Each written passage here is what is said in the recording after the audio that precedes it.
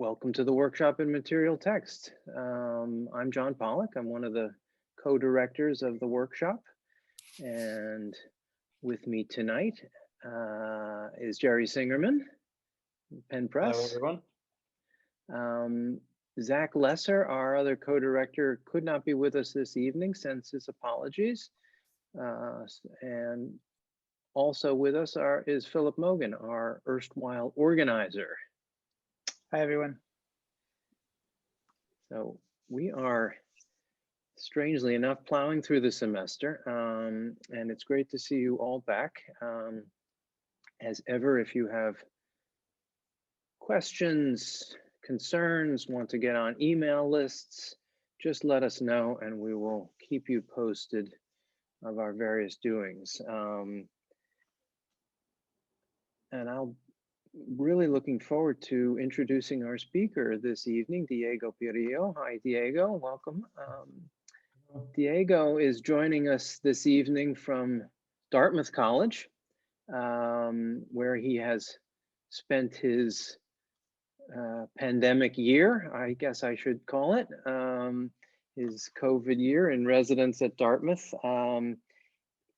At other times, Diego is Associate Professor of Italian Studies at UC Berkeley, and he is also the director of their program in Renaissance and Early Modern Studies. He was, I think, at some point in the now hazy past, supposed to be around Philadelphia this time too, which is part of why Eva del Soldato and I wanted to invite him. But alas, he's not here in person. But as we were saying, he couldn't be in the library anyway, so this is perhaps better. And even though we're distant, I do, by way of introduction, just want to sort of emphasize the ways in which Diego's work, including the project we're going to hear about tonight, sort of traverses boundaries and borders, and I think represents, as you'll hear, some exciting new work in connected history and in book history, and how those two fields are starting to come together in his scholarship. I want to make sure I recommend to you Diego's most recent book, which is called The Refugee Diplomat, Venice, England, and the Reformation. That came out in, I think, 2018. And it's an interesting and a really fascinating new look at an overlooked group whom Diego calls the religious refugees from Italy into Protestant Europe. Some of whom, as Diego argues, were also figures crucial to book history, moving the forbidden texts of Luther, Calvin, and many others back into Catholic areas of northern Italy. So a bidirectional set of migrations is being traced in that book. Diego also studies the kind of long cultural memory that these eretici italiani, as they were sometimes called, played in history and in popular consciousness.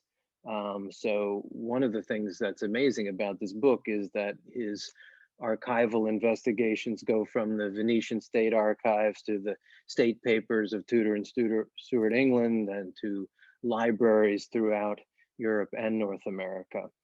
And it even includes literature as well, as Diego investigates, for example, the place of Tasso in Elizabethan English debates over confession. Now, thinking back, I think I first met Diego in Philadelphia in 2015 when he was a student in Peter Stallebras's Rare Book School course on the Bible. Right? Am I right about that? Yeah. He returned in 2018, and then in 2019, he was a fellow at the Library Company as he was beginning the project we're going to hear about tonight. So I'm happy to report that he and other scholars are attempting nothing less than to reinterpret our little provincial Philadelphia and the little university in it, now known as Penn, as a central node in the 18th century Republic of Letters. So, speaking as one of those people who has forgotten what it's like to go travel further than the local grocery store, I'm really looking forward with this opportunity to travel with Diego across borders tonight. And let's welcome him. And I turn it over to you, Diego. Thank you. Thank you, John. Thank you for this very generous introduction. It's a great pleasure to be here. And as you mentioned, I'm an historian of early modern Italy, Europe. So let me say just a few words to explain how this current project on Philadelphia started. So as you mentioned, we met in the summer of 2015. And in that summer, thanks to a fellowship I received from the Bible School at the University of Virginia, I had the opportunity to take a seminar with Peter Stalibras, The Bible and the Histories of Reading. It was an incredible experience. We spent days at the Kislak Center.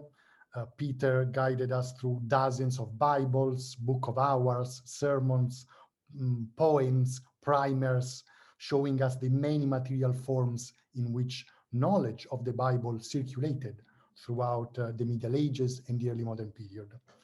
Peter also introduced us to other libraries and museums. And so the seminar for me was also an introduction to the rich book culture of Philadelphia. And I must say that I never recovered from that experience. I kept coming back from Philadelphia, and I met old and new friends, Jim Green, Eva del Soldato, John Pollack, Melinda Doran, David Geary. And in the end, I decided to write a book about early Philadelphia. So just 2 words to situate the talk that I'll be giving tonight in the larger project.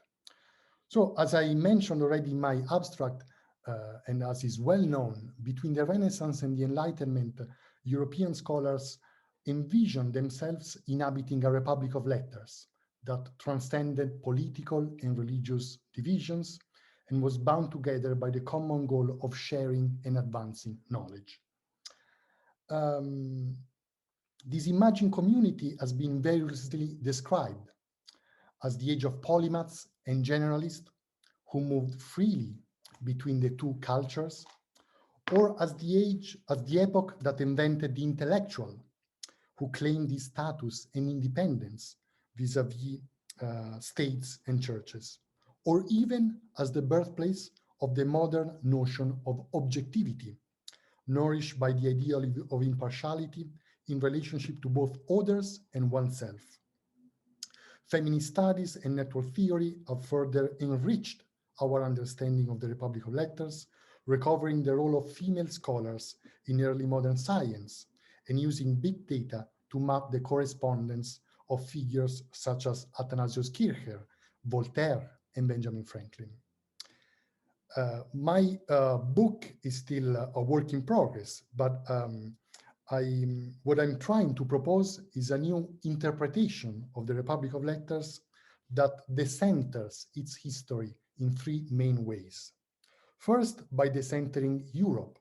So I study the Republic of Letters not from the center, not from the European capitals, but from the province, at least what appeared to be the province in the 18th century, in the epistemological hierarchies of the period, namely colonial Philadelphia.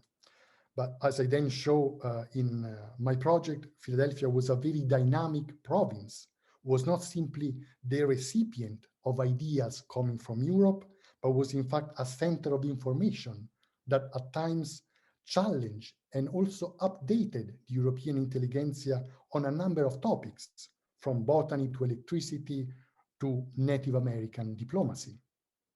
Second, I'm the center in the Republic of Letters, moving away from what we may call the usual suspects and focusing not on a few great thinkers such as Benjamin Franklin and Thomas Jefferson, but rather on the larger communication system that enable knowledge to move across the Atlantic, crossing the limits of empires and reaching a larger audience composed not only of producers, but also of consumers of culture, many of them still largely ignored by intellectual historians. And finally, I'm trying to decenter the Republic of Letters by using an Atlantic lens. to show that in early America, the Republic of Letters was also part of a colonial project. Knowledge enabled conquest and was at the time produced by the conquest. Taxonomies and classifications so central to the 18th century intellectual world served as the tools of empire, as the instruments of European order. So in early America, cultural power was used by a fragile colonial elite to sustain weak political structure, to reinforce social hierarchy, and to confirm that European civilization was transportable and sustainable. Finally, in my title, I announced that I was going to focus on 3 examples. I think for reasons of time, I will focus only on 2 examples, and I will mention a last one at the very end as a way to conclude. Okay, let me share my screen with you.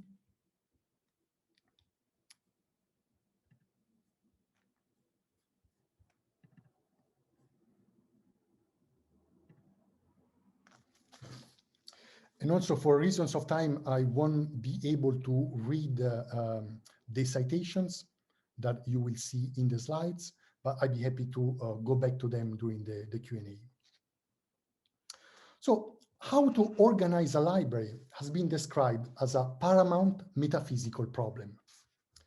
This was surely the opinion of the French scholar Gabriel Naudet, who in the Avis pour traiter une bibliothèque, one of the founding texts of early modern bibliography, published in 1627, advised his readers on how to build a collection. Drawing on Stoic cosmopolitanism, Naudet argued that the main goal of such a library was to transform its owner into a citizen of the world, giving him access to that perfect happiness that comes from universal knowledge. In the Avis,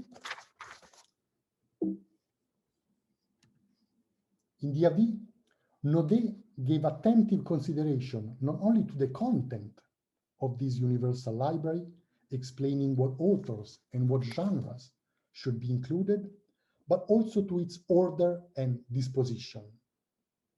Borrowing an image from the art of war, a genre that he knew quite well, Naudet argued that a library without an order did not deserve to be called a library, any more than a multitude of men could be called an army if it was not regimented under its generals. Dismissing the proposals formulated by other scholars, such as Lacroix du Maine, Giulio Camillo del Mino, and others, Naudet suggested to arrange books by subject, following the order of the university faculties that he regarded as the easiest, the least complicated, the most natural and commonly used organizational principle. Naudet enjoyed a wide circulation in the Republic of Letters, shaping the debates on libraries and the organization of knowledge across Europe for more than a century. The presence of Naudet Avis in the library of James Logan in Philadelphia suggests that such debates were not confined to Europe. Indeed, during the 18th century, the expansion of the transatlantic book trade, the growth of libraries, and the globalization of the Republic of Letters led early American scholars to face the same questions raised on the other side of the Atlantic by the phenomenon that N. Blair has called the information overload. Indeed, many in 18th century America lamented the overabundance of books, highlighting the risks it created for the order of knowledge, which libraries were supposed to mirror.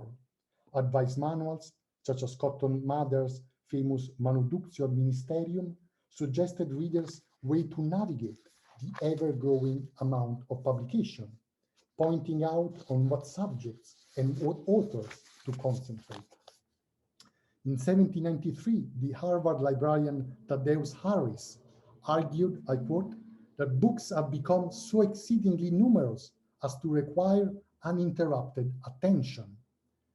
end of the citation, and recommended readers to focus on a small number of texts. The overabundance of books raised new questions on how to properly order libraries. And throughout the Enlightenment, scholars continue to argue whether it was preferable to arrange books alphabetically, by author, or rather by subject, which was often considered less arbitrary and more apt to portray the systematic relations among the various fields of knowledge. So to trace the transatlantic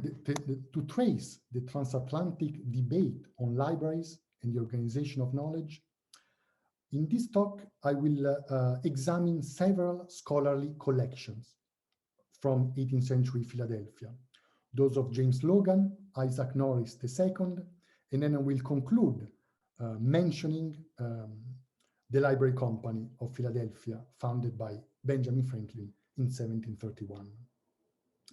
The main source that I will use is constituted by library catalogs, the essential tool that early modern librarians employed to order their collections and to assert their intellectual status vis-à-vis collectors and patrons. Indeed, as David McKitterick and Paul Nellis have shown, it was through catalogs that early modern libraries defined the rules for understanding, storing, and reading the books they held. Moreover, not unlike letters, journals, and dictionaries, catalogs serve as ligaments within the Republic of Letters, making local collections known to a wider international audience while nourishing the dream of a library without walls, able to bring together all knowledge ever written. Indeed, thanks to the circulation of catalogs, Roger Chartier has noted, the closed world of individual libraries could be transformed into an infinite universe of books, noted, reviewed, visited, consulted, and eventually borrowed. While the history of some of the collections examined in my talk, especially those of the institutional libraries, such as the Loganian Library and the Library Company, can be traced in detail through their many catalogs, for others, such as the personal library of Isaac Norris, this is less straightforward, as no catalogs were ever printed. For this reason, I will complement catalogs with evidence gathered in commonplace books, letters, sale catalogs, and marginalia to show that colonial libraries were not simply repositories of books, but nodes of intellectual exchange that forged ties across the Atlantic and devised new ways for managing scholarly information. So my first example is the Library of James Logan, the secretary of William Penn, who arrived in Philadelphia in 1699 and continued to serve the Penn family as their agent in America until his death in 1751. An avid book collector throughout his life, Logan owned what was by the mid-18th century one of the largest and most erudite libraries in the colonies, with more than 2,000 volumes, spanning from ancient text to Renaissance poetry and Enlightenment science. The story of Logan's library is known to scholars, especially through the work of Edwin Wolff, who, by studying Logan's marginalia and correspondence, published in 1974 a modern annotated catalog of his library, which remains an essential scholarly resource on the book culture of early America. More recently, Logan's intellectual world has gained new attention thanks to Anthony Grafton, who has studied his reading practices and situated Logan next to Francis Daniel Pastorius and John Winthrop Jr. in the effort to recover the history of humanist learning in colonial America. While scholarship on Logan's library has often focused on the personality of its founder, it is important to remember that the collection had a life of its own and in November 1760, it was open to the public before being incorporated into the library company in 1792. For this reason, I will examine two of the 18th century catalog of the Logenian Library, and I will also try to shed light on its sources and on the many agents involved in their production and the different classification systems they adopted.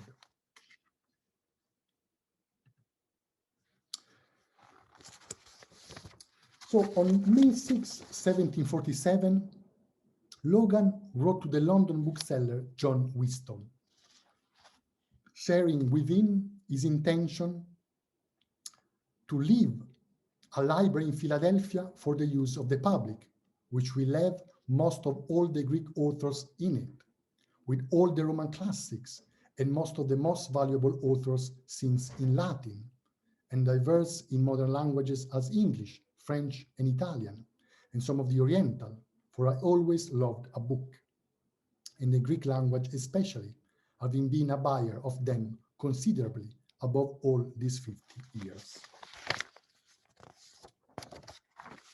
So in the 1740s, the decision to transform his personal collection into a public library convinced Logan that it was necessary to make a detailed inventory of his books.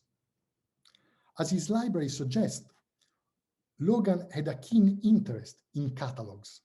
He owned catalogs of college libraries, such as the Bodleian, catalogs of major bibliophiles, such as Robert Cotton and Robert Harley, catalogs of booksellers, such as Thomas Osborne, the London dealer known for his association with Samuel Johnson.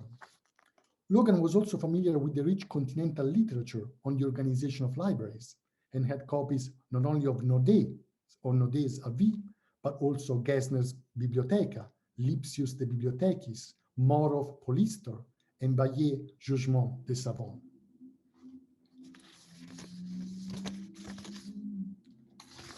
While Logan had a wide knowledge of early modern literature on librarianship, and undoubtedly he supervised the inventory of his books, he did not make the catalog himself. In fact, in the early 1740s,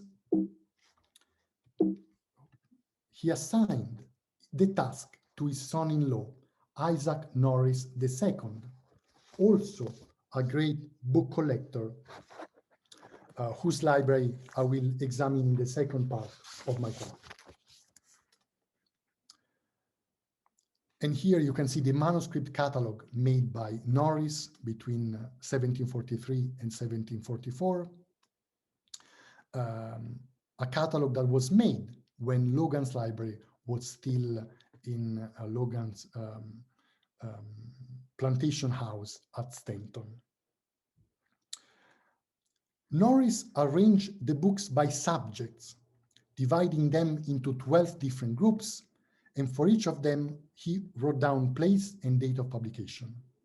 Norris began, rather traditionally, with theology and continued with Libri Orientales, Libri Greci, Libri Classici Latini, followed by history, geography, philology, physics, philosophy, and mathematics.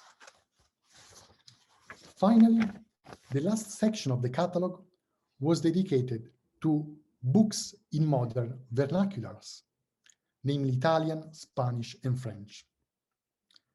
His marginalia show that along with Latin, Greek, and Hebrew, Logan tried to master also several Romance languages.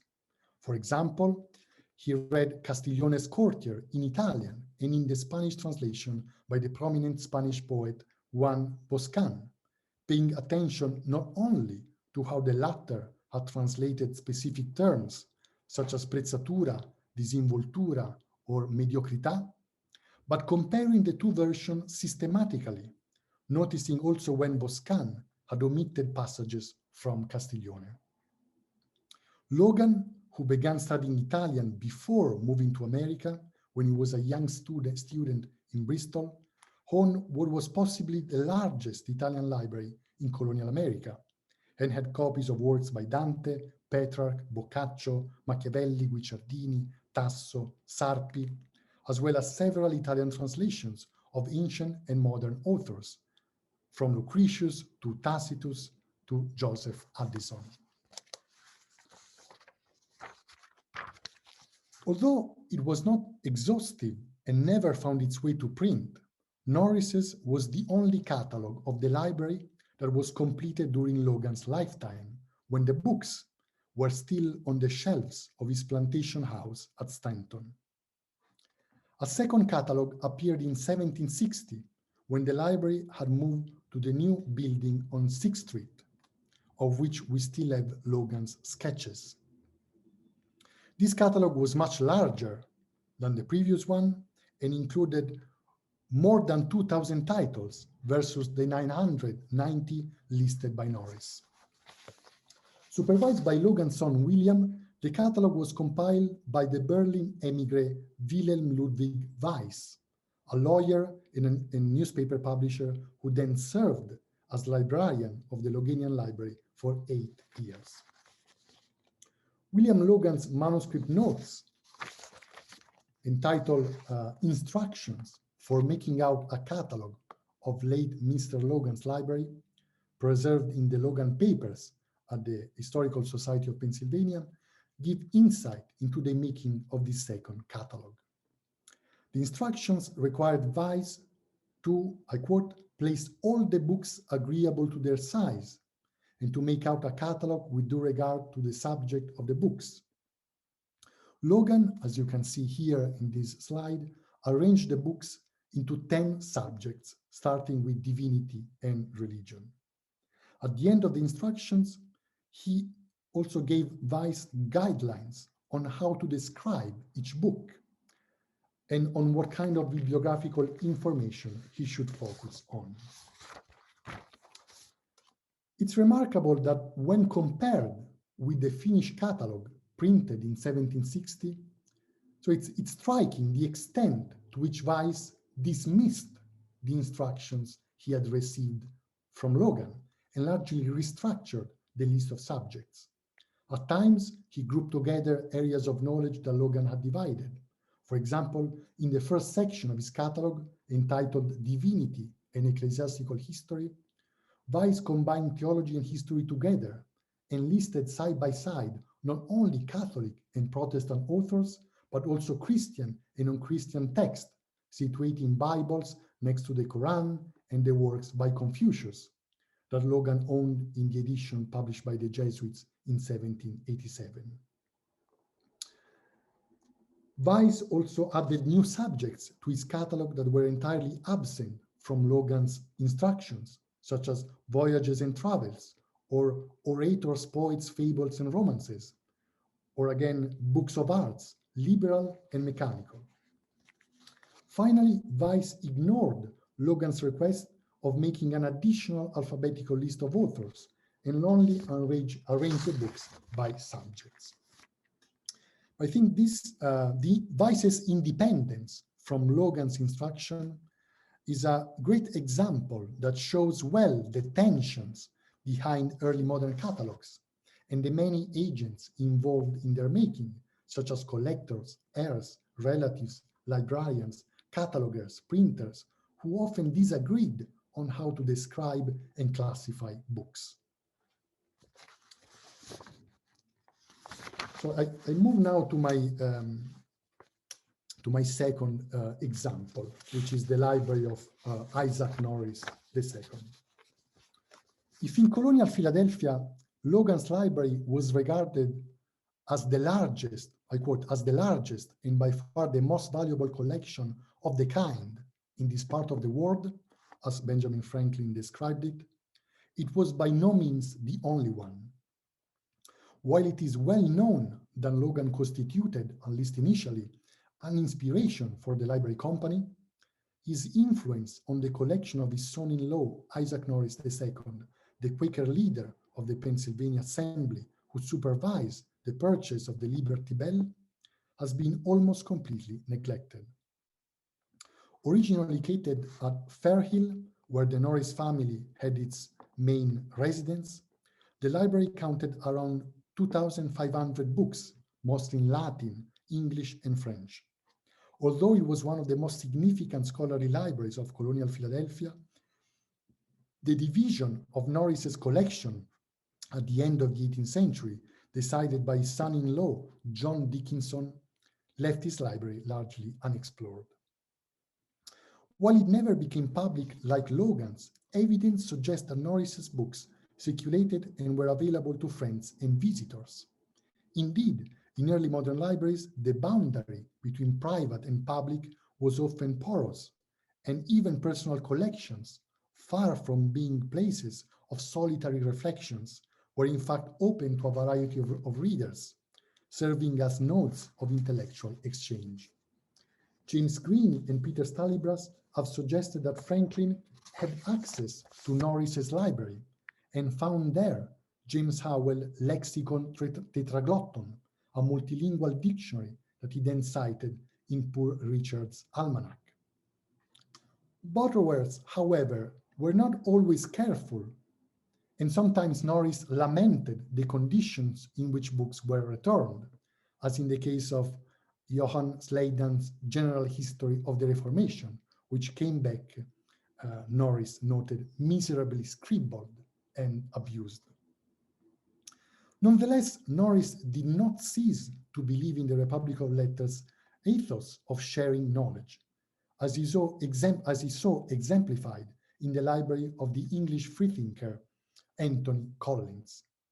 In his richly annotated copy of Discourse of Freethinking, Norris transcribed a passage from Pierre Baille's Dictionnaire that praised Collins's decision to make his library available to other scholars, promoting polite conversation and sharing his books, even with his opponents.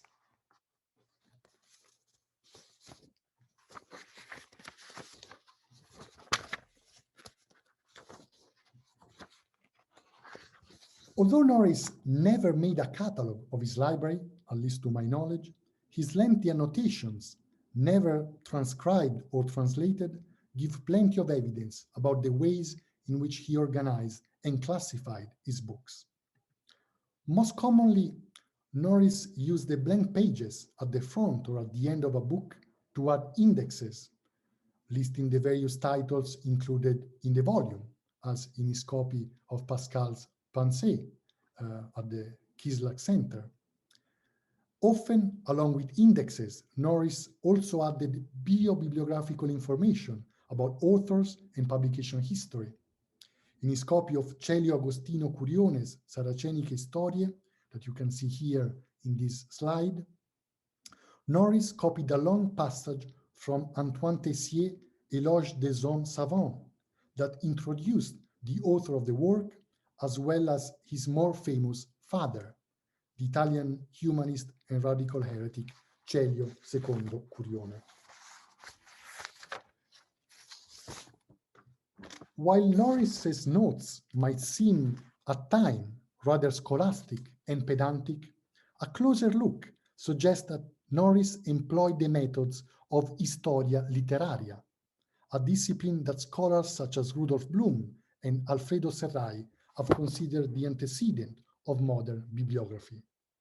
During the 17th and the 18th century, Historia Literaria was an academic subject widely taught in European universities, with its specialists and manuals that offered advice on how to master the ever-expanding world of books. Considering the history of learning largely as a bookish affair, the early modern practitioners of Historia Literaria argued that only the knowledge of libraries could lead to the knowledge of things. Once again, Naudet was crucial in situating Historia Literaria at the center of early modern intellectual culture. Echoing Francis Bacon, Naudet concluded the Avis, announcing his project to trace a comprehensive history of knowledge from antiquity to the present, namely the general and specific history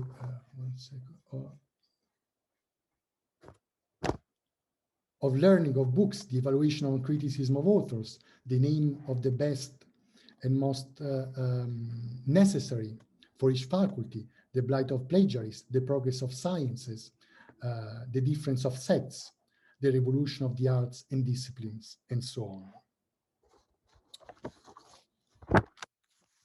Thus, while annotating his books, Norris employed the methods of Historia Literaria and used a variety of erudite tools, such as learned periodicals and reference works, to gather bibliographical information about the volumes that he owned. A problem that Norris addressed frequently in his notes was authorship. The choice of the best author for each field of knowledge had always been a main concern for practitioners of Historia Literaria, which, as has been noted, can also be viewed as an early modern form of the ancient De Viris Illustribus, going back to Saint Jerome, Plutarch, and Diogenes Laertius. Yet, Norris' lifetime coincided with a moment of intense change in the history of authorship. It is well known that the 18th century transformed the meaning of authorship as the expanding book market opened new commercial opportunities for writers and gradually replaced the traditional model based on patronage and subscription. In a famous essay, Michel Foucault argued that authorship first emerged as the effect of the censorship systems developed by churches and states during the early modern period. Whether one agrees with Foucault or not, it is certain that Norris had a special interest in the history of censorship. His main source of information on the subject was the Roman Index of Prohibited Books, which he owned in the edition revised by Clement VIII in 1596. What Norris thought of the index and the way in which he used it is revealed by his annotation on the front flyleaf of his copy. Drawing on an article that appeared in the Letters Historiques, one of the many French learned journals that he owned, Norris wrote down the caustic suggestion by the Venetian scholar Paolo Sarpi, who, against the intentions of the Catholic censors, argued that the index should be used as a wish list in order to learn what books to add to one's library. This subversive appropriation of the index suggested to Norris by Sarpi was by no means exceptional. In the early modern period, censorship often had unexpected consequences and at times nourished instead of suppressing intellectual curiosity. Norris's interest in the index is confirmed also by his annotations to several prohibited books. On the front flyleaves of his copy of Jean Baudin, Des Monomanies des Sorciers, for example, Norris transcribed the index's note stating that Baudin's works should not be simply expurgated, but prohibited once and for all. Again, in reading Polydore Virgil's De Inventoribus, Norris noted that the text hadn't been prohibited by the Council of Trent, but only later under Gregory XIII. Another recurring topic in Norris's annotations closely related to censorship is the practice of anonymous publication. Although in the early modern period it was often used to protect authors and to circumvent authorship, anonymity was a complex and multifaceted phenomenon. It was not limited to heretical or oppositional text, but was employed in a variety of genres, such as novels, travel narratives, essays, journal reviews, and even popular literature, as in the case of almanacs. In 1690, Adrien Baillet mentioned 14 different reasons that led authors to hide their names, including not only circumspection before authority, but also modesty, fear of criticism, or of being unworthy of the status of author, or simply a form of intellectual divertissement. Often, anonymous publication was just an open secret, and in academies and salons, many in fact knew the identity of the author, especially if the name was already known to the public. It was different, however, for readers who lived in the provinces of the Republic of Letters. far away from the main centers of learned sociability. And that was the case of Norris, who in his annotations returned over and over to anonymity and pseudonymity. In his copy of the Apologie pour le serment de fidélité, published anonymously published by James I, for example, Norris underlined that Bellarmine, Cardinal Bellarmine, had used the name Mathieu Tortus to rebut the English king. Similarly, in the front flyleaf of Sarpi's Traité des bénéfices, Norris transcribed Bale's words from the Nouvelles de la République des Lettres, identifying Amelot de Laussay as the translator of the work, hidden under the false name of Abbé de Saint-Marc. Norris also added the name of Collins to his copy of the Discourse on Free Thinking.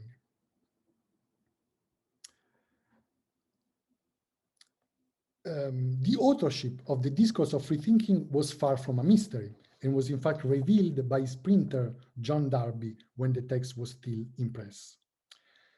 In other instances, however, attributing anonymous works proved to be a more difficult exercise. This was the case of The Whole Duty of Men by the English clergyman Richard Allestree, whose authorship was never established in the early modern period and was still debated in the 20th century. In his copy, Norris transcribed a long passage from the Bibliothèque Britannique, outlining various theories that tried, ultimately unsuccessfully, to identify the author. So far from being pedantic exercises, Norris's lengthy annotations shed light on the reading habits of an American citizen of the Republic of Letters, who did not simply accumulate books, but meticulously annotated them in dialogue with the learned practices of European humanism. More precisely, the annotations reveal the strategies that Norris followed to organize his books, applying the methods of Historia Literaria to gather bio-bibliographical information about the volumes that he owned. To this end, Norris perused a variety of erudite tools, from learned periodicals to reference works to the Roman Index, and drew on them to shed light on the many agents involved in the life of books, from authors to publishers, from readers to censors. In this way, he intended not simply to collect bibliographical information, but to draw a map of the Republic of Letters, of its authors, disciplines, practices, convinced that knowledge was a bookish affair and that it could be contained within the walls of a library. So I'm going to conclude now. I'm just going to conclude briefly by looking at the Library Company of Philadelphia. So for wealthy Quakers, such as Logan and Norris, books were both scholarly tools to be read and annotated, and also signs of wealth and distinction that occupied a central place in their plantation houses at Stanton and Fairhill, while their daily life was largely occupied by more prosaic activities, such as trade, politics, and land speculation. Collecting books enabled them to wear the mantle of the cosmopolitan intellectual, boosting their social status and highlighting their connections with European savants. And yet, the history of scholarly libraries in early Philadelphia is not limited to the collection of few prominent individuals. Indeed, the foundation of the Library Company in 1731 gave rise to a new institution devoted to reading and sharing books, the subscription library, which, although clearly influenced by the 18th century vogue for coffee houses and learned sociability, had no clear precedents on either side of the British Atlantic.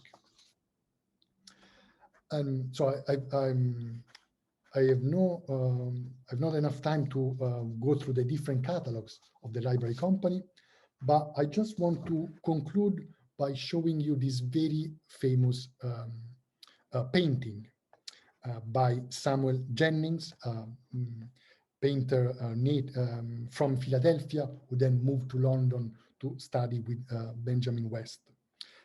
This is a very famous painting, well known to every scholar of colonial America.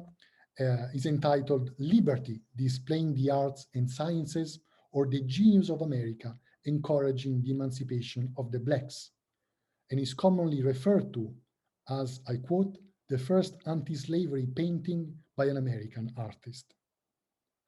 So the history behind this painting is very well known and can be traced through by looking at the minutes of the library company. Following the instructions he had received from the directors of the library company, Jennings represented liberty surrounded by various symbols of the arts and with a broken chain at their feet in the act of liberating enslaved people while placing a pile of books on a pedestal. As I mentioned, this is a very well-known painting, but I'm interested especially in one detail. Because the volume that Liberty is holding, which is one of the most important elements in the painting, is the catalog of the Library Company of Philadelphia. Not only a catalog, but it's one specific catalog. It's the 1789 catalog of the Library Company of Philadelphia, which used the classification system from the Encyclopedia. So, and arrange the books according to memory, reason, and imagination. This catalog was transformed by Jennings in this painting into a powerful symbol of abolitionism. And so the fact that, and this is the last point that I would like to mention as a way to conclude, the fact that at the time, several prominent members of the Library Company were part of the Pennsylvania Society for promoting the abolition of slavery should not obscure the fact that the institution created by Franklin was founded by many shareholders who trafficked in slaves and profited from the products of slave labor. As Sean Moore has demonstrated, while the Library Company, like all early American subscription libraries, was a product of the consumer society created by the slave trade, it was exceptional because it had, from its early days, abolitionists among its members, such as Anthony Benezet and Benjamin Rush, who drew on its collections to compose their anti-slavery works. More than simply celebrating the Library Company, Jennings' painting brings to light the close relationship between libraries and colonial politics. Far from being ivory towers, libraries were places where the scattered and precarious colonial elite created a shared identity, boosting its connection with the Republic of Letters while coming to terms with its involvement in the slave-based economy and in the dispossession of Native Americans. Indeed, collecting and organizing knowledge did not simply affect the realm of books, but shaped the very cultural barriers among early America's many inhabitants. Thank you.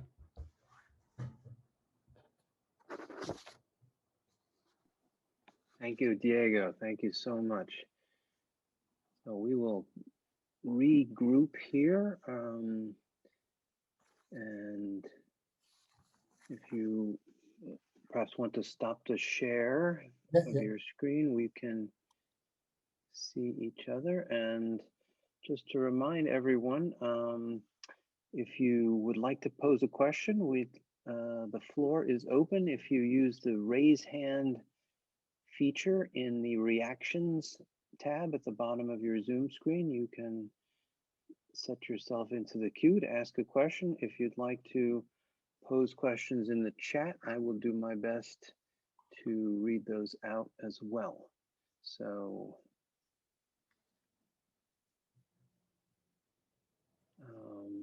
while we wait a minute or two for questions, I will perhaps start with one. Oh, there's Peter. Good. Peter Styling for us. first and foremost, just ahead of Anthony Grafton. Go ahead, Peter, and then Tony. Thank you so much, Diego. It was absolutely wonderful. Really fabulous. I wonder if we could go back to the slide that you showed of William Logan, the manuscript. Yes. If we could just go back to that.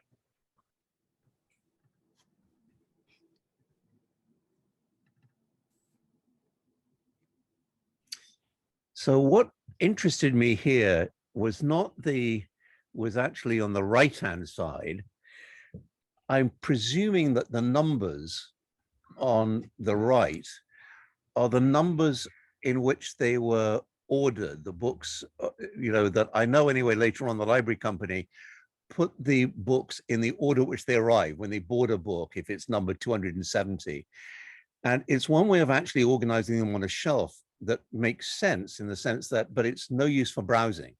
In other words, that the catalog is what Roger does, for instance, he's a great browser in libraries. He likes to look at what book is next to what book.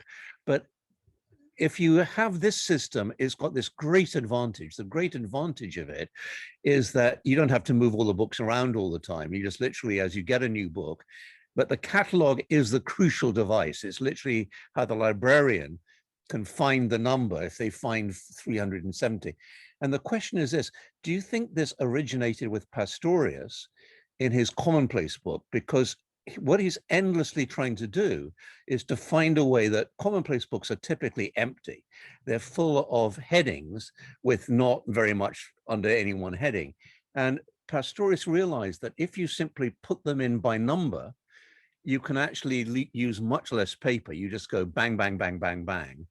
And so by the end of his life, he's just doing a numbering system, which then you get an external index to take you to the specific entry.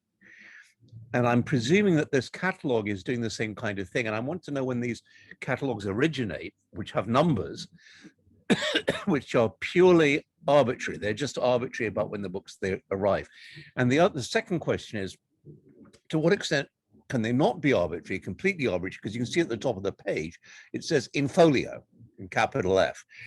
And literally the bookshelves are arranged with bigger books and smaller books, as Logan's library was. It literally, you have the big books at the bottom and you go up. So that always you've got this other material feature of actual bookshelves. So the bookshelves, you have to know, when the librarian goes there, he needs to know to look in the folios for a book, not to be going amongst the quartos or the duodecimos. So those, I apologize, those are the two questions, which is, first of all, where do the numbers originate? Is it possible they actually originate with Pastorius, with his discovery of a commonplace system? And secondly, what's the importance of the folio, quarto, octavo, and so on distinction with the actual placement of these books? Thank you, Peter. Thank you. These are great questions. Let me try to see if I can answer. So first of all, the talk that I presented is just a section of a longer chapter on libraries in colonial Philadelphia, and I also have a section on Pastorius. Of course, Pastorius is a wonderful case study. As far as I know, so Pastorius, we know he made bibliographies. He was very interested in Historia Literaria and bibliographies, but there is no published printed catalog of Pastorius' library. But nonetheless, we have plenty of information about the ways in which Pastorius organized his books by looking at his commonplace book, at the Beehive. So what I tried to do in this chapter was to use commonplace books to complement library catalogs with commonplace books, and there is clearly a very, very close relationship. We have an inventory of Pastorius, a shorter inventory, which is also interesting. It's an inventory which separates manuscripts from printed books, and at the time that was also a recent development.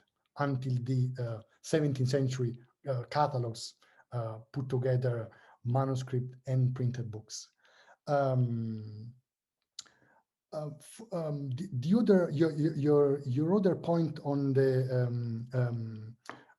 on numbers, the numerical systems, and also the arrangement by size, it's also very, very important. So what I can say is that it's an obvious point. It's very well known. It's not my discovery. So the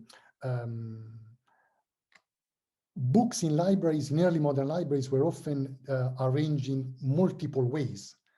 One way, so they were arranged often by size on the shelves, with very little attention to subject.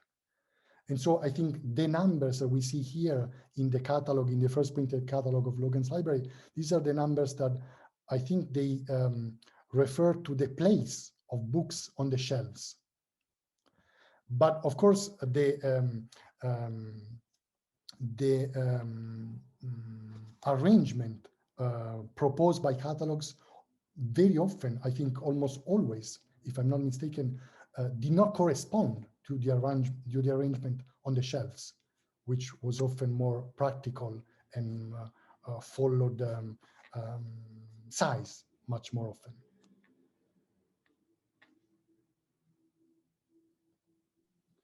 And just to complement that quickly with a note in the chat from Susan Garfinkel, this is the exact system we're using now in fixed shelf storage at the Library of Congress in order of receipt, sorted by size.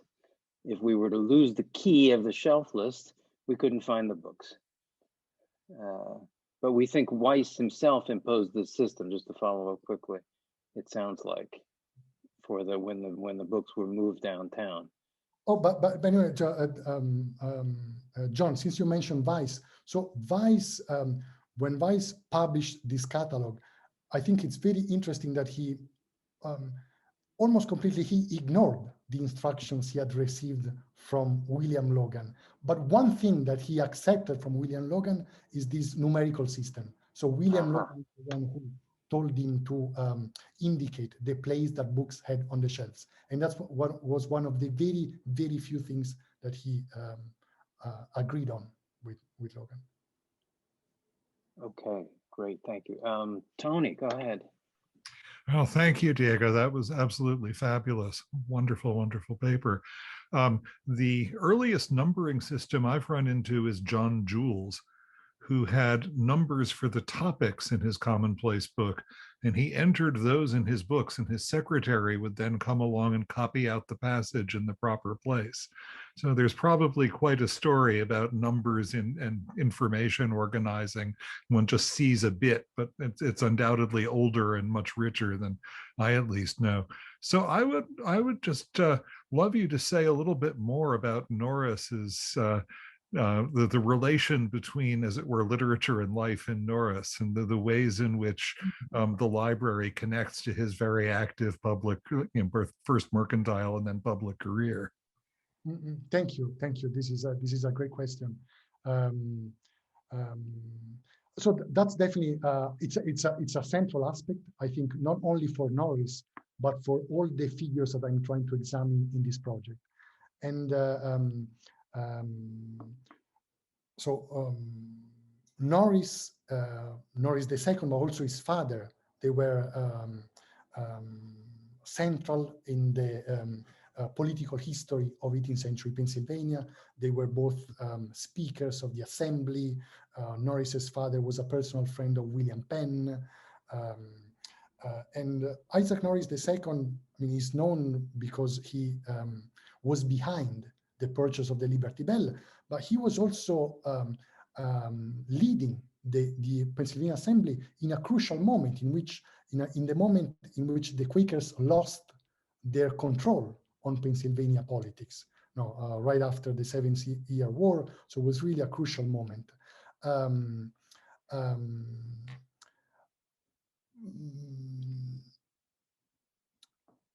Something that it's not always easy to connect these marginalia, his annotations, with his political activity. Something that I think I'm trying to connect one topic in which Norris was especially interested was religious toleration. And he owned a lot of books on Socinianism. Many of his notations make comments on the history of Socinianism, on the history of the sect, of the group, starting with Lelio and Fausto Sozzini and going and moving forward. So definitely religious toleration is something that no, we can trace his interest in religious toleration back to his annotations. One great example that I couldn't mention in this talk, so he made systematic use of learned periodicals. So in the Nouvelles de la République des Lettres and every bibliothèque published by Leclerc. And so through Leclerc, there was another source that he used to learn about Locke, about the Historia Inquisitionis by Limburg. And again, so definitely religious toleration was a major interest for him. But also, I can say perhaps something more, just an hypothesis, a broader hypothesis. And so I think also in the case of Logan is also involved in every political event in Pennsylvania in the first part of the 18th century. But my impression, at least, is that Logan often he divided his scholarly persona from his political role. For example, something that I was really that I found interesting is that Logan is in charge of Indian affairs for the Penn family for decades, but Native Americans are almost absent from his library.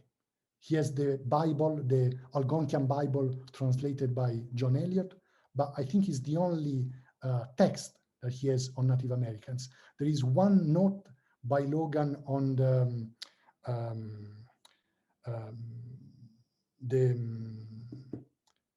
famous French Jesuit who compared the Native Americans with the ancients. Lafitau.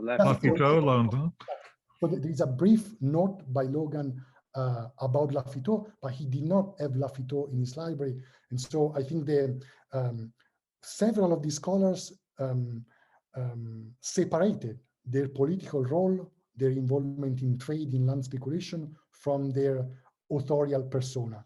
And so what I'm trying to do is also to reconnect scholarship and politics, looking at especially at abolitionism, but also at Indian affairs, because almost every single colonial scholar that I'm looking at, Norris, but also, of course, Benjamin Franklin. And another example is the first provost of the College of Philadelphia, William Smith. He was also very active in Indian affairs. He corresponded with the Society for the Propagation of the Gospel. And so he had plans for the evangelization of the Indians. Fascinating. Sounds a lot like the Winthrops, who until the 18th century also made this kind of division, not between their alchemical interests and their reading, but between their political interests and their reading. The 18th century, it seems to change into a direction where the connections are much clearer. Thank you. I can't wait to read this book. Thanks, Tony. Natalie, go ahead. Thank you, first of all, for a beautiful presentation on an extremely fascinating topic. Being interested in marginalia and annotated Italian books, mostly for the 15th and 16th century, and specifically books of the Divine Comedy, I was wondering if Logan, in particular, had books the Divine Comedy, for example, which had previous annotations, and if he relates also on those early annotations for his study purposes. And another question I had, I was fascinated by the corrections he made on the Catalan Castiglione. And about this, his knowledge, his knowledge of Italian on those books, on translations, on other language books in other language that he knew, were made for the common knowledge, to spread those books around his friends and other scholars, so that also those people who didn't know Italian but know Spanish, for example, could have some more information on the original books. So a kind of annotating for the common good, let's say. But you mean for the original? The Catalan, I mean, the Catalan translation had, as you show, I think you showed us the annotation made by Logan. Yes, yes.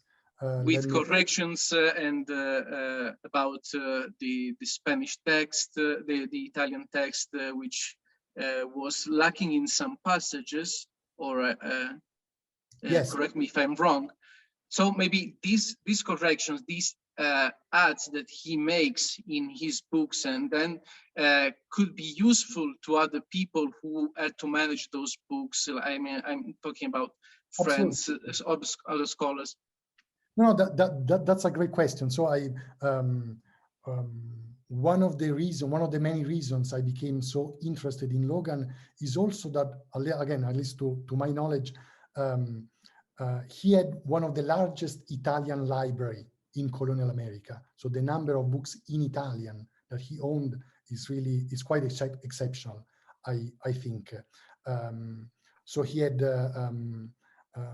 all the Tre Corone, Dante, Petrarch, Boccaccio, Sarpi, Renaissance poetry, Sarpi, Boccalini, and many Italian authors. He also read translations of ancient text into Italian. So Tacitus, I think, by Scipione Ammirato, or Lucretius translated by Marchetti, I think it's Marchetti. The professor in Pisa. And I mean, his knowledge of Italian, he's Italian, he was an incredible linguist, of course. Italian was not the language in which he was most interested, but what I can say for certain is that he shared his Italian books with some friends. And we know that, for example, he sent Italian books to Benjamin Franklin and also to Henry Brooke, a poet of the period.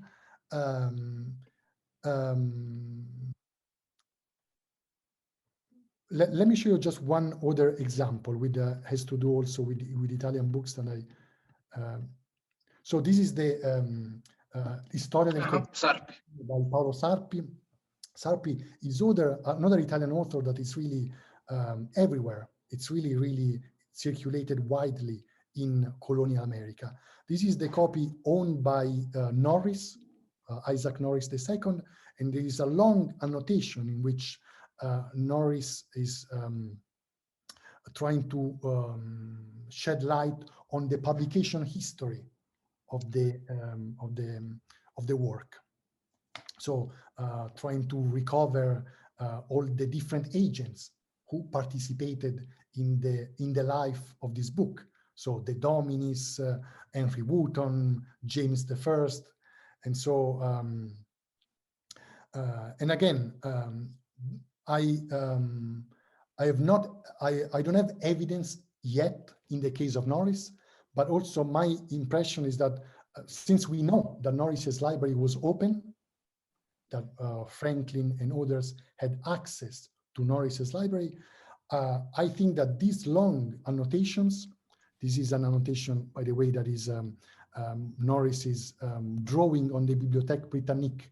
So it's reformulating, rewriting a review of the Storia del Concilio Trentino appeared on the Bibliothèque Britannique. And my impression is that these annotations were also public to some extent. These were not simply for his personal private use, but they must have been shared with some friends. Other scholars. I mean, this is fascinating because, in my opinion, we don't think much about sharing Italian words, at least into Italian, among the colonial scholars, at least in the between 17th and 18th century. So this is something completely new. I mean, I think usually I think about the first scholars who started to spread Italian works at the beginning of the 19th century. Also because there were not so many translations of the most important authors. So I think maybe I should also say so. Italian texts are there, but the knowledge of Italian was still very limited. Was still very limited, and I think it's important to note that Norris is reading Sarpi in Italian, but through a French journal. So many Italian authors are present in America, but through the mediation of French and also Latin text. For example, in the case of Logan is very interesting, again, because he knew, he had a little bit of Italian, but his knowledge of Latin was far superior to his knowledge of Italian. And so some Italian authors, he read some Italian authors in Latin translations. For example, as in the case of Machiavelli, he read Machiavelli in Latin because he was much more familiar, it was much easier for him to read Latin than a vernacular. Thank you very much. And since this slide is up, Tony just put a comment in the chat. Tony, do you want to summarize? This is an interesting. I wanted to ask about these notes too. Oh yeah, I think it seems clear that this is the method applied to books that are meant to be shared. The legibility and care with which the notes are entered. Princeton has several thousand books from a German library in which an 18th century librarian, this was a princely library, and so there was a professional, entered less elaborate but still interesting notes of Historia Literaria, also in a very neat hand. So you see this is clearly part of building the library. You also build guidance into individual copies when you can. And Logan, I think, was thinking the same, though he also puts those long autobiographical notes in, which clearly have a somewhat different function. Thank you. Thanks, Tony. There's several threads going on in the chat, Diego, that I will just turn to for a moment here. There's actually one question going back a bit now on Pastorius, which might be for you or for Peter, about Pastorius's numerical methodology and the origins of that, and whether he came to it independently or might have known about it from others. So maybe we can sort of tie that to a different but perhaps related question on Quakerism, which was, what more can you tell us about, well, Norris's Quakerism here, and as Susan Garfinkel says, the complicated relationship of Quakerism as religious philosophy or as system of belief. What can we learn about Quakerism from studying these libraries, which connects to Pastorius, of course, as well. Okay, over to you in that mess. No, I mean that's definitely a central problem. It's something that I still have to think about. But for the case of Norris, I think it's very clear. So Norris was part of the Quaker oligarchy. And he was not part of the radical Quaker tradition against slavery, against war, that then became more and more prominent in in 18th century Pennsylvania. So Norris's father, Isaac Norris I, he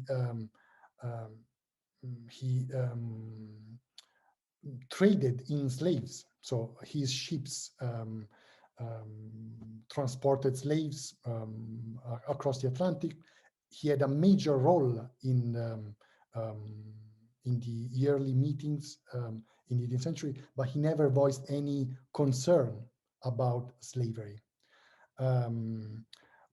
Isaac Norris II, while he was leading the assembly, he tried to mediate between the radical Quakers who were against the involvement in the 7 Years' War, in the French and Indian War, and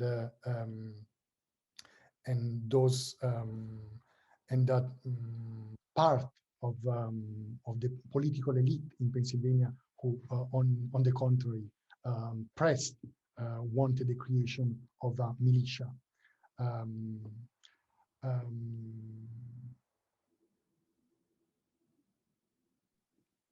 So the other thing that I want to say, so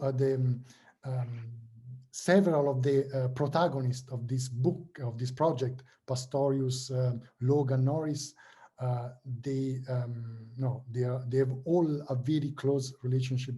Their relationship with Quakerism is very important. But I think it's also important to say that the history of the Republic of Letters in early Philadelphia is also a history of religious pluralism. And I think the relationship that Quakerism had with Anglicanism in 18th century Philadelphia is something that I found very interesting. So one reason I think of the fact that Philadelphia became such a prominent intellectual center was also these religious tensions between the Quaker majority and this Anglican component that then became more and more prominent. And I think that's very clear also with the creation of the College of Philadelphia and with the activity of William Smith, who was in fact the direct opponent of Isaac Norris. He also published anonymous pamphlets against Norris, and he was one of the voice in favor for direct involvement in the war. And for those of you who are not intimate with the early history of the College of Philadelphia or Penn, one of the great myths of the Penn founding is that it was a totally non-denominational place. But of course, Smith attempted to tilt that balance toward his own Anglicanism pretty early on. Could I just very, very briefly come back to the Quaker question, which is Pastorius seems to me doing something almost antithetical to Logan, which is Pastorius's commonplace book is massively Quaker, even though he actually says he starts it with Quaker, no Quaker, dividing up but he changes his mind about that. And he does include lots of other people, but nonetheless, it basically is contemporary Quakers and it's English language. Logan's library is exactly the opposite. I mean, Logan's got virtually no English there at all. It's all Latin, Greek, it's really a scholar's library. And so they're facing in very, very different directions, even though they're both Quakers.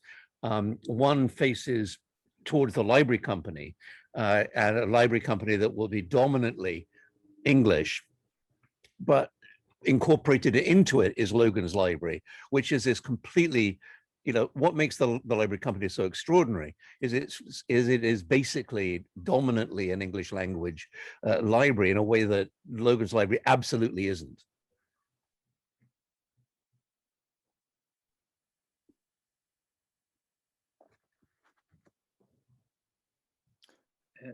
And just to add on to that, maybe, Diego, Arthur Kieran posed a question here about Logan's, I think referring to Logan, the inclusion of Oriental language or so-called Oriental languages in Logan's library.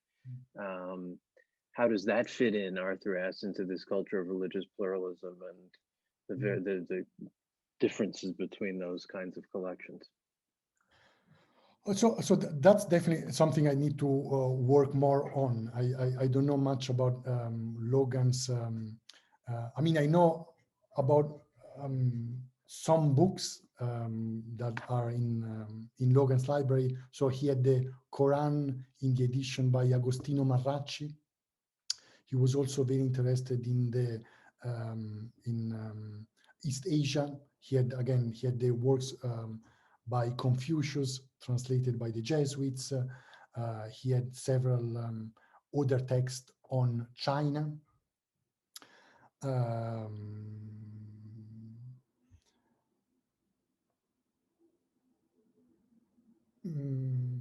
I think, yeah, and I think in this respect, it was probably, compared to the other scholars I'm looking at, he was quite exceptional. Definitely, Norris, I don't think that Norris had a strong interest in Oriental languages.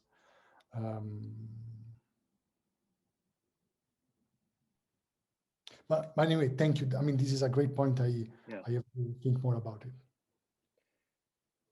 I'll take the chair's privilege to ask another question. I don't see any hands or comments that I missed, but speak out if I did miss something. But Diego, just to, well, I have two very different questions, but I'll start with something that you yourself brought up early on in the talk, that, you know, our scholarship has tended to try to expand the Republic of Letters beyond a group of men and to women as readers and participants.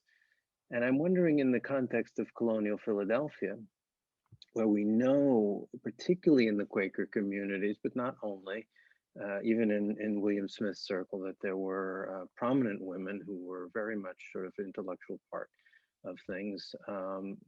If you can see women readers and women collectors in any parts of this story, and how you might go about doing that. Oh, absolutely, absolutely. No. I mean,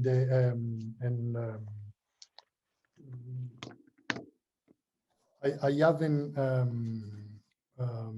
focused on women. I don't focus on women in this chapter, but there is another chapter that I'm still writing on epistolary networks, and that's where I found strong evidence of the presence of women in these scholarly circles, especially in intracolonial epistolary networks.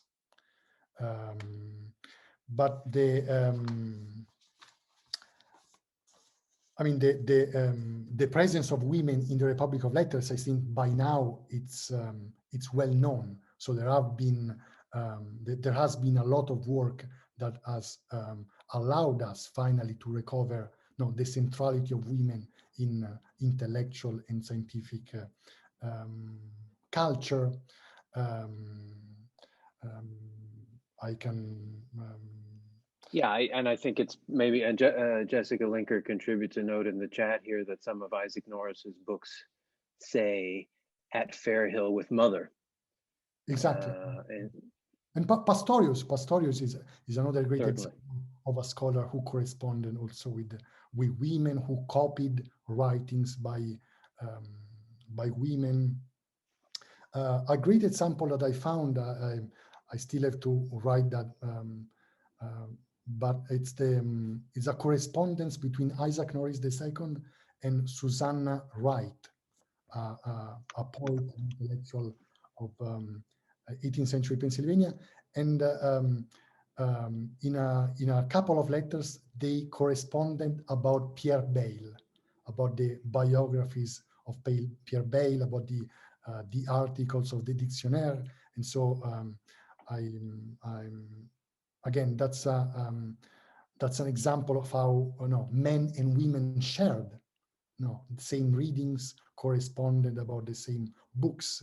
And in that case, they both commented on an English translation of the Dictionnaire, the one published I think in the 1730s by the Royal Society, which became so to speak, a who's who of the Republic of Letters was read as a list of the illustrious citizens of the Republic of Letters. Yeah, and I think potentially in the Quaker communities, the radical egalitarianism allowed women to be so central and, gave them full access, perhaps in ways it wasn't always true elsewhere. Well, I'll just ask maybe one final question, unless anybody else wants to speak up, to turn back to Norris, who's a fascinating figure, and ask you, we know Logan's library, or we're close to knowing it, and we know the library company, or we're close to knowing it. How do you go about reconstructing the Norris's library? A lot is just not known to us. Is that true, or how far have you been able to get in reconstructing what that library was? This is like the absent library problem. It's like Pastorius in a way. You have the known libraries and the unknown, or the known unknowns. Absolutely. No, that's a great question. So, so there is a partial catalog of Norris's library, which was published in the late 20th century by Mary Elena Corey, who worked at the Library Company. She worked with Edwin Wolfe, and so they published a catalog of all Norris's books at Dickinson College. So almost 2,000 books. But the problem is that there are a few hundred books owned by Norris at the Library Company. A few of them are also at Penn, and these books have not been cataloged. And so that's also a problem I had to face while I was writing this chapter. And so that's why I decided to use marginalia as a kind of evidence that I could use to understand how Norris was classifying and organize this enormous amount of books. In fact, we know that Norris, he inherited a few hundreds books by his father. About 500 books came from his father, but then he bought during the 1750s in 2 or 3 transactions, he bought almost 2,000 books by Thomas Osborne, the London bookseller. And so in a few years, his library incredibly expanded. And so I think these notes are also a response to this enormous amount of printed material that he had in his house, and he was trying to master and organize all these books that he had. Well, I think I can say that you have yourself enormously expanded our own notions of what books and libraries in Philadelphia were, and we are looking forward to this project as it grows and teaches us more. So thank you. Thank you Diego, so much. very, very much for joining us. All of you for being here. Thank you. Thanks.